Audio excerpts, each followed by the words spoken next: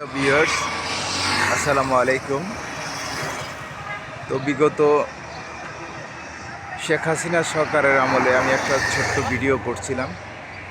তো ভিডিও কন্টেন্টের মাধ্যমে আমি জানাইছিলাম এই যে মিরপুর ডিওএসএস যাইতে যে রাস্তাটা বেশ খারাপ ছিল, আজ হঠাৎ করেই এই রাস্তায় আসতে দেখলাম যে রাস্তাটা অনেক সুন্দর হয়ে গেছে। সে আর ৪৫ মিনিট লাগতেছে না, মাশাল্লাহ 30 সেকেন্ডেই চলে যাচ্ছে মিরপুর 10 শেওড়াপাড়া ডিওএসএস এবং বিভিন্ন জায়গায়।